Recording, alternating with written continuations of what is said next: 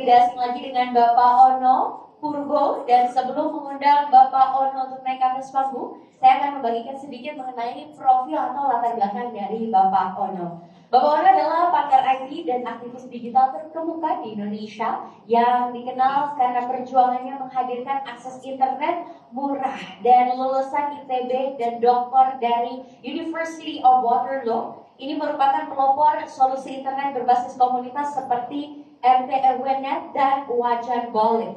Dan ia juga dikenal sebagai pendukung kuat teknologi open source dan aktif membagikan ilmu melalui buku dan seminar. Dan atas kontribusinya, Bapak Ono menerima Hostel Award dari Internet Society pada tahun 2020. Dan mungkin tanpa berlama-lama lagi, langsung saja kita akan mengundang Bapak Ono Widodo Purbo untuk naik ke atas panggung dan membagikan insight-nya. Boleh kita berikan tepuk tangan untuk Pak Ono.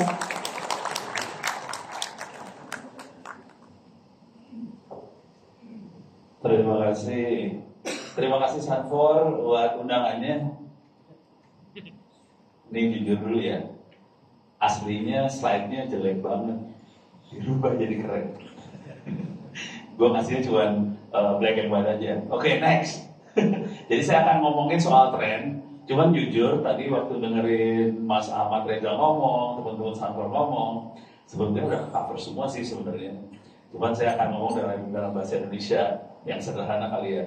Cuman ada satu masalah besar yang akan keluar di sini. Saya itu backgroundnya fakir anggaran, jadi nanti solusinya banyaknya open source. Tapi pas di compare ada semua, dan bagian yang sebelah sana yang keren sih. Asli keren banget. Tadi ngobrol sama engineer-nya Sanfor yang dari Cina, keren banget. Okay. Jadi di sini saya akan objektif yang akan saya coba sampaikan, satu, tren ancaman cyber yang sekarang, kemudian menunjukkan pentingnya SecOps, Security Operation, kemudian bagaimana kita melakukan transformasi digital yang aman dan sustainable. Oke, next. Ini kondisi yang terjadi, pusat data nasional jebol, ransomware. Oke, kita tahu semua, cuman efeknya sampai hari ini akibatnya saya lagi dikejar-kejar kejaksaan gara-gara ini satu. Bukan sebagai terdakwa, jangan khawatir. Sebagai saksi, sebel banget sih urusannya. Next. BSI jebol sama urusannya ransomware, tapi ini kan 2023. Oke. Next, ini yang horor sih sebenarnya. Ini saya pakai dark radar, saya masuk ke dark web. Ini lihat tanggalnya 18 Mei ya. Ini saya screenshot tanggal 18 Mei. Cuman sebetulnya hampir setiap hari data kita jebol. Oke. Ini 18 Mei. Ini saya lagi monitor Bu ini doang nih, jebol. Belum yang corporate. Ini hampir setiap hari kita jebol. Gitu ya, jangan khawatir. Ini waktu itu ini diambil di apa sih namanya? Sesko. Waktu itu saya lagi ngajar di Sesko. Kemudian mereka nanya, kita perlu nggak melakukan perang cyber? Langsung saya kasih lihat ini, Pak, hari ini kita udah habis-habisan, hancur-hancuran. Ini kondisi udah perang. Bapak masih nanya, kita perlu nggak perang? Waduh, kacau kan. Jadi gue di Zoom lagi. Parah lu. Udah, balik lagi.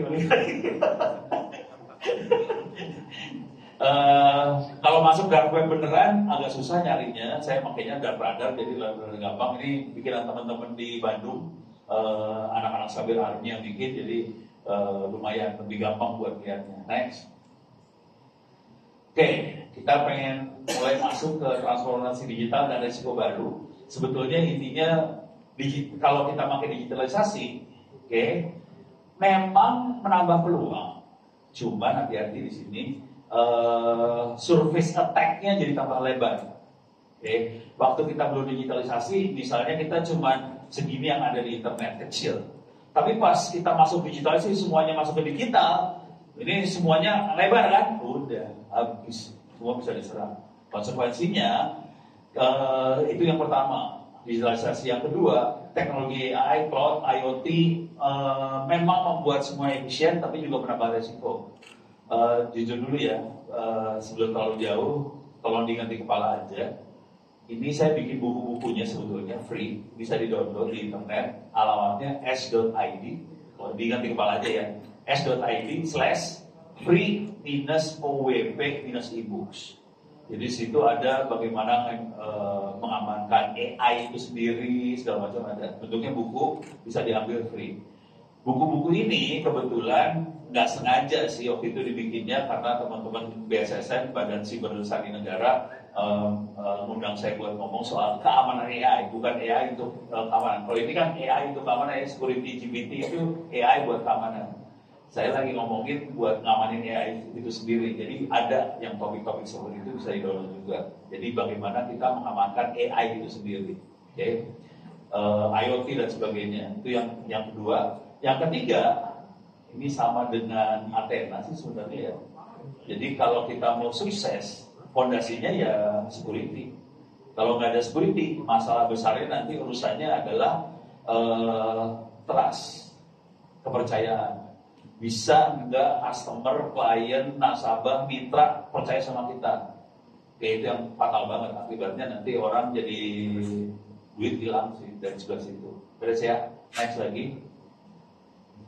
Oke, ini kondisi hari ini. Sekarang ini dari SafeNet ya, 400 ribuan malware baru per hari. Ini gampang banget bikinnya sekarang. Paling gampang sih kalau mau masuk ke GitHub. Di GitHub bisa dicari, terserah mau pakai malware kayak, mau pakai ransomware kayak, keluar semua dan bentuknya source code. Makanya berubahnya gampang banget, tinggal di copy paste. Kalau ChatGPT, Grok itu mungkin agak sopan dia nggak mau ngeluarin. Tapi kalau kita bikin sendiri, jadi teman-teman di kampus mulai pada bikin sendiri LLM-nya, di copy paste, keluar source code-nya bisa berubah langsung. Kalau ChatGPT sama Grok biasanya dia ada proteksinya.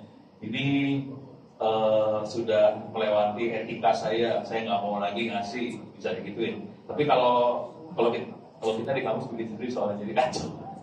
Jadi bisa kacau. Terus ransomware naik 37%. Oke. Deepfake AI gampang banget. Jujur, saya waktu itu iseng banget, lagi iseng aja sih. Saya ngambil deepfake-nya bukan video ya, saya ambil suara aja. Jadi bagaimana kita bikin deepfake suara. Dan source code-nya ada di GitHub, gampang, bisa diambil. Terus yang perlu kita cari adalah suara targetnya kita. Waktu itu, ini saya ngerekam diri sendiri juga, kalau saya upload. Waktu itu saya ngambil suaranya Pak Jokowi. Ambil suara Jokowi, dan itu jadikan training data. Terus saya ngomong, masukin ke aplikasi itu, keluarnya suara orang berubah jadi suara Jokowi, beneran. Itu suara, bisa kita ganti jadi video, bisa diganti macam-macam. Oke, udah gitu anak saya yang anak seni rupa, anak saya seni rupa, bukan IT, dia lebih insaf.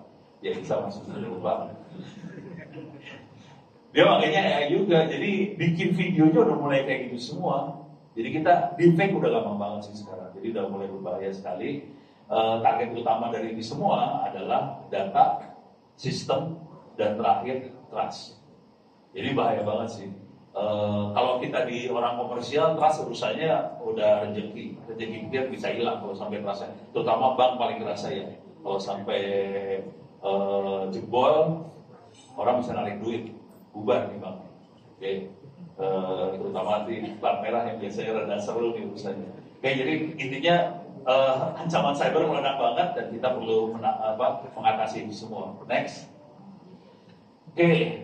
Biaya serangan dan regulasinya, kerugian data breach global ya, ini IBM 4,45 juta US dollar, tahun 2023. Regulasinya, kalau di Eropa ada GDPR, di Indonesia ada undang-undang PDP. Ini gampang ngomongnya gampang ya. Ada undang-undang PDP. Jadi kalau kita lagi ngomong sama orang-orang pemerintah segala macam, oh sudah ada aturannya belum? Ada undang-undang PDP. Tapi kalau kita baca undang-undang PDP, ini jujur ya, ini boleh jujur kan? Kalau kita baca undang-undang PDP, masalah besarnya adalah akan susah nangkep pelakunya. Oke, di undang-undang PDP ngomongnya sih kira-kira gini. si penanggung jawab data harus dalam waktu 3 hari dapetin kalau ada data bocor 3 hari harus bisa dapetin pelakunya, apa kejadiannya segala macam, dan lapor pada klien. Misalnya Anda sebagai penanggung jawab data, kemudian datanya bocor, dikasih waktu 3 hari sama undang-undang PDP untuk bisa tahu kenapa kejadian segala macam, udah gitu lapor ke klien. Nah sekarang gue pengen nanya sama lu pada, 3 hari bisa nggak dapat? Biasanya kita dapatnya waktu datanya sudah viral kan, itu biasanya bulan tuh viralnya. Itu tadi aja, tolong perhatiin aja waktu saya ngasih lihat dark web, tiap hari kita jebol, ada nggak di media? Nggak ada di media. Jadi sebenarnya kondisinya kita jebol ancur-ancuran, hampir tiap hari jebol. Paling nggak 2 hari sekali lah ada yang jebol, bolong, datanya bocor, tapi nggak keluar. Gitu. Jadi sebenarnya undang PDP-nya ada, tapi nggak keluar.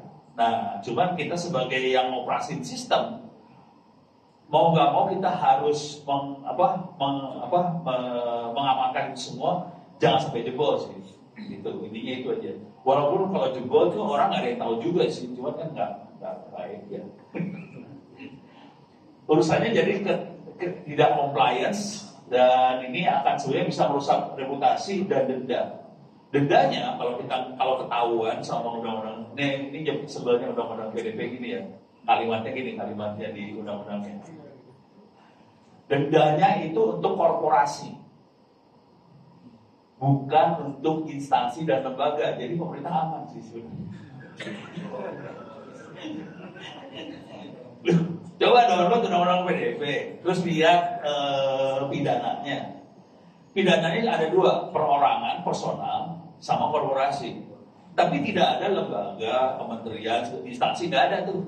Selamat. Jadi misalnya kementerian mana data penduduknya jebol gitu ya, nggak ada di undang-undang. Kalau korporasi jelas dendanya 50 miliar dan sita barangnya, barang Anda disita.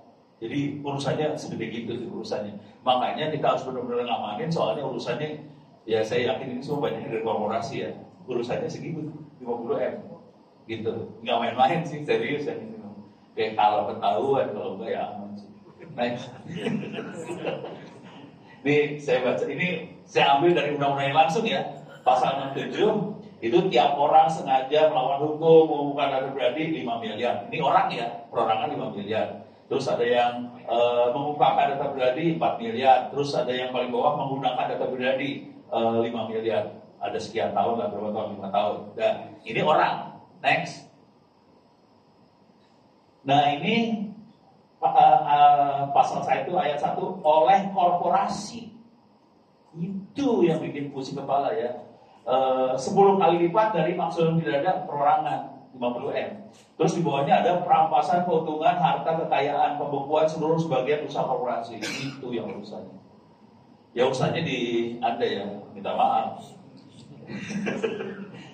Makanya habis ini pada pindah jadi ASN semua, selamat dah. Next. Kalau dari sisi teknologi ini semuanya ada di Sanford. Tadi saya muter dulu ya. Dan ternyata ada semua, aman semua sih sebenarnya. Ada Zero Trust Architecture untuk verifikasi setiap akses itu sudah sana. Terus ada SOAR, Automatic Deteksi Response, daerah sebelah sini, AI, yang tadi saya banyak ngobrol soal AI sih di sen yang ini, namanya Security GPT, di sebelah sini ya. Jadi saya ngobrol, ini jujur dulu ya, saya bikin slide ini sebelum saya ngomong sama Sanford. Jadi udah bikin dulu, terus baru tadi pagi ngobrol, kok sama aja ternyata, ya udah diterangin. Yang terus machine learning AI jadi satu sebelah sana, SASE, secure access, secure edge sebelah sana juga. Terus nanti ada security access, security broker yang sebelah kiri kita ya, kanan kita ya. Oke. Cuman saya pengen komen dulu yang urusan, ada satu yang menarik yang bagian security GPT. Jadi waktu saya baca, saya jadi nggak tahu produknya Sanford ada security GPT. Ngobrol lah saya di sini urusan security GPT. Pertanyaan saya simpel aja tadi, apa bedanya security GPT sama ChatGPT? Gitu kan ya? Karena saya kerjanya pakai ChatGPT buat ngajar, bikin paper segala macam. Bedanya apa security GPT? Ternyata dia tidak LLM besar. L kan large language model. Large berarti bisa macam-macam. Dia dibikin spesial, dia lebih ke arah small language model, tapi di-tune buat security. Makanya dia lebih cepat daripada ChatGPT reaksinya. Terus dia itu bisa ngomong sama sensor-sensornya Sanfor yang dipasang di device-device-nya. Bisa ngomong langsung. Jadi dia kayak bisa gantiin. Jadi dia bisa berfungsi kayak SOC, dashboard, tapi pakai prompt ngomongnya. Kan saya tadi nanya, ini interface lu kayak ChatGPT nggak? Ya hampir sama ChatGPT interface-nya. Pakai prompt ngomongnya, tapi dia ngomongnya sama device di bawah. Jadi keren banget. Saya nggak nyangka segitunya sih, asli. Waktu saya sebelum datang saya nggak nyangka segitunya. Habis ngobrol baru, oke. Kita lagi bercita-cita seperti itu, ini udah jadi barangnya. Sebel banget sih sebenarnya, tapi ya bagus. Jadi keren, silakan ngobrol di bagian sebelah sini, itu keren banget. Gitu. Kalau yang lain juga oke. Cuman kalau saya kebetulan, kalau saya banyaknya ngembangin pakai open source. Konsekuensinya ya masih kalah sama yang ini sih, jujur. Oke, next. Nah, security operation itu jadi pilar utama sebenarnya kayaknya di bagian sebelah sini sih security operation. Untuk pelindungan dan perlindungan operasional secara menyeluruh, melindungi data pelanggan dan aset yang ada, juga mencegah downtime karena dia bisa prediksi ya, bisa prediksi kan ada AI-nya, dia bisa prediksi, konsekuensinya bisa mencegah downtime dan menyediakan ekosistem aman untuk inovasi. Ya, jadi kalau kita mau nyoba ini segala macam, dia punya kayak sandbox-nya dulu. Jadi GPT-nya itu kita misalnya, sekarang ada perkembangan ransomware kayak gimana, kita bisa merubah settingan, tapi tidak di-write langsung konfigurasinya ke device-nya kita. Dia punya kayak semacam sandbox buat nyoba-nyoba, terus kita coba dulu sandbox-nya sebelum dimasukin ke barang aslinya. Kalau dilangsungin, berbahaya. Jadi tadi ngobrol, lu gimana caranya buat ini? Wah, kita nggak langsung, kita cobain dulu. Baru kalau udah confirm semuanya beres, baru bisa di-write ke ini router, switch segala macam. Jadi keren banget sih yang bagian itu. Ini baru juga, saya tadi lagi sambil kayak dosen kan lagi uji ya, tadi saya uji sih sebenarnya. Next. Oke. Nah, ini kalau kita lihat kunci dari security operation, di sana ada XDR, buat itu dari endpoint detection segala macam dia berubah jadi sekarang udah jadi extended, dia udah ngomong sama segala macam, itu jadinya XDR dari sebelah sono. Dia mantau dan bisa korelasi secara real time. Tadi dari Ahmad Jaya udah ngobrol juga bahwa dia bisa ngomong juga sama third party segala macam, korelasinya jadi lebih enak, kita bisa lihat segala macam. Ada soalnya buat prosedur penanganan insiden, dan yang paling penting dari semua, dan ini mungkin udah di luar Sanfor, ini bagian kita yang operasi sistem, ini urusannya manusia sih. Orang IT-nya, security, operation, SOP segala macam, dan ini PR besar, gak ada di Sanfor. Sanfor membantu, cuman kita sebagai manajemen manusia segala macam, kita harus ngerjain yang ini. Dan ini kalau boleh ngomong terus terang jujur, bagian manusia ini yang bikin PDN kemarin jebol juga. Jadi urusannya di sini manusia.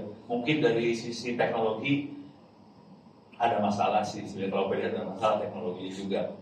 Cuman kalau kita sudah beresin teknologi, pakai dibantu Sanfor segala macam, PR besar kita nanti di manusianya, supaya ini bisa jalan dengan baik.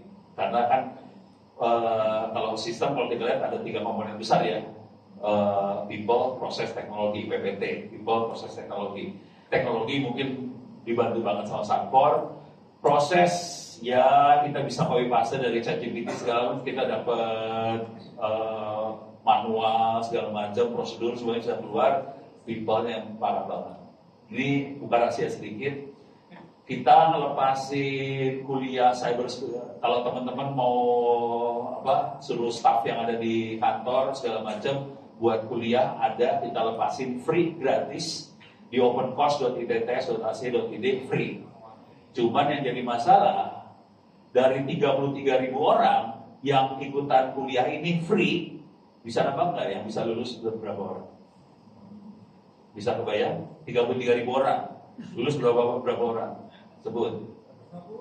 50 benar. Tuh udah dengerin ceramah gua nih Mas. Asli 50. Dan itu kemarin saya sempat di Pejaten 120 orang yang lulus cuma 2. Jadi kondisinya separah itu Republik ini. Dengan kondisi seperti itu, dengan people yang parah, susah kita buat terbang. Kira-kira itu yang masalah besarnya. Next.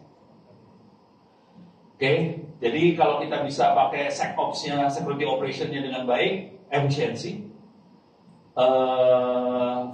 terus comply, dan ujungnya adalah trust, kepercayaan pelanggan tadi. Dan ini kepercayaan, kok hurufnya hilang satu, keamanan maksudnya. Keamanan itu urusannya jadi reputasi, trust. Oke, trust ini urusannya rezeki, kira-kira kayak gitu sih. Jadi urutan berpikirnya kira-kira kayak gitu. Mudah-mudahan nanti Anda bisa ngerjain ini supaya bisa oke. Next. Oke, untuk strategi untuk bangun SecOps yang modern, AI. Ini saya nulisnya sebelum dengerin ini loh tadi. Makanya Mas dengerin, buset, sama. Jadi AI, machine learning, kemudian mengadopsi SDR, oke, itu extended dari EDR, terus sama SIEM jadi satu, jadi SDR, Zero Trust Architecture, terus manusia, training rutin. Next. Kemitraan. Kalau di sini ada MVP apa segala macam, di sini saya nyebutnya Managed Security Service Provider. Jadi ini yang dilakukan baik di cloud sama di sebelah sana, ada yang manage-nya. Terus yang mungkin bisa difasilitasi oleh Sanfor adalah berbagi intelijen. Intelijen maksudnya gini, misalnya di sebelah sana ada kejadian, ada hacking apa segala macam. Datanya di-share sama yang lain supaya yang lain juga siap-siap, atau kita bisa melihat pola di satu wilayah, ini kok pola hackingnya sama semua, jadi kita bisa nyiapin bareng-bareng teknik buat mempertahankan sistem kita seperti apa. Kita perlu sharing sih sebenarnya. Dan ini tadi belum saya tanyain ke Sanfor, Sanfornya bisa sebagai media buat sharing nggak? Oke. Terus jadi membangun ekosistem keamanan yang kolaboratif. Kira-kira itu yang di atasnya. Usaha ini sedang dikerjakan sama BSSN, tapi juga belum sampai bagus banget sih. Oke, next. Oke, jadi pendekatannya kira-kira risk based, fokus pada aset digital yang kritis, kemudian melakukan penilaian risiko secara berkala, dan ujungnya kita bisa memprioritaskan keamanan yang selaras sama bisnis yang kita lakukan. Kira-kira kayak gitu. Next. Ini bukunya. Ini bukan rahasia dulu ya. Ini bukunya kita tulis waktu pemerintah kota Tangerang Selatan dihajar sama Gacor sama SWAT. Jadi mereka berhasil masuk, udah gitu saya perhatiin aja teman-teman ini pada ngoperasinya. Jadi solusinya sederhana. Ada yang masuk kan, kalau SWAT Gacor masuk dia akan bikin page baru. Solusinya apa? Di-delete tuh page.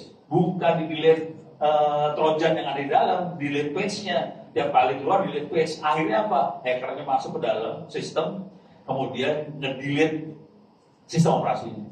RM-RF/. Parah. Sampai kayak gitu. Jadi kita lagi ada di ruang rapat tuh, lagi rapat ini, ada hackernya masuk. Terus ini gimana Pak? Cabut kabelannya. Tapi kita dokumentasiin semua, dokumentasinya masuk dalam buku ini. Nah, tadi saya ngobrol sama Mas Ahmad Reza dari Sanfor yang tadi ngomong di depan ya. Saya usul gimana kalau kita bikin inilah, jadi buku sekalian. Kalau yang ini open source banget, yang ini open source. Jadi dan ini AI belum masuk. AI-nya belum masuk. Jadi saya usul ke Mas Ahmad Reza, gimana kalau kita bikin buku bareng lah, supaya bangsa ini juga lebih pintar lagi. Tapi bukunya bukan buku teori ya. Kalau bisa ada screenshot cara pakainya, strateginya gimana, langkahnya gimana, supaya kalau kita operasi sistem jadi bagus. Kira-kira kayak gitu. Jadi next, terakhir barangkali. Jadi kesimpulannya, untuk transformasi digital butuh keamanan. Kuncinya adalah security operation. untuk uji inovasi percaya. Tanpa keamanan, digitalisasi bisa gagal. Kira-kira gitu. Terima kasih banyak atas kesempatannya. Wilayah Tawang Ganda. Assalamualaikum warahmatullahi wabarakatuh.